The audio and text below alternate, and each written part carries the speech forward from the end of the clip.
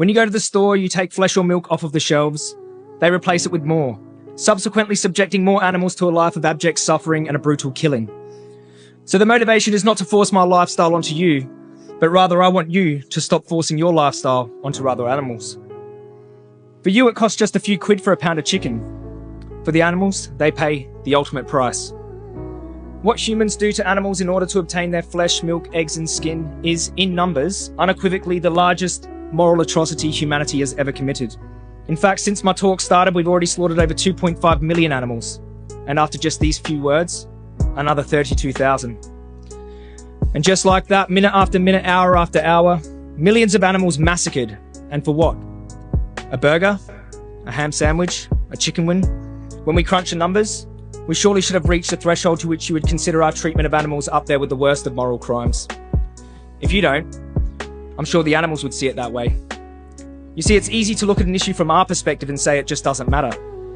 But as famous animal rights lecturer Gary Orofsky once said, when you're the victim, things look a lot differently from that angle. Persecuted, treated like nothing, their charred bodies chewed up, digested, and flushed down the toilet. The utter disregard and contempt for these sentient beings is unmatched. And I'm in the room with intellectuals and the well-educated, and we all know the animals we continuously subject to sickening farming practices for nothing more than taste pleasure can suffer, and suffer on an unthinkable scale they do. You will often hear the phrase humane slaughter being thrown around, as if putting the word humane in front of the word slaughter absolves us of any moral wrongdoing. Could you imagine someone using the phrase humane rape? Humane slavery? What about a humane genocide? Put yourself in the victim's position. Would you still consider slaughter humane if it were you walking down the kill line? They are truly gentle, fragile, and helpless beings, and humans capitalize in every twisted conceivable way off of their helplessness. And their only crime is being born into the wrong species. We need to stop focusing on the differences between humans and animals and instead focus on the qualities we share.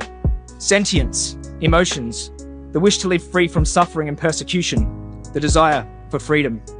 It's time to live in alignment with the moral beings I know we can be, and it all starts with our treatment of the most vulnerable. When you are not vegan, you are facilitating through the supply and demand system the most horrific moral crimes.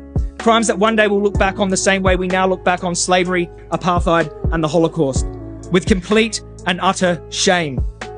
It's for these reasons that I truly believe, and I hope you do too, that the house and the world should go vegan. Thank you.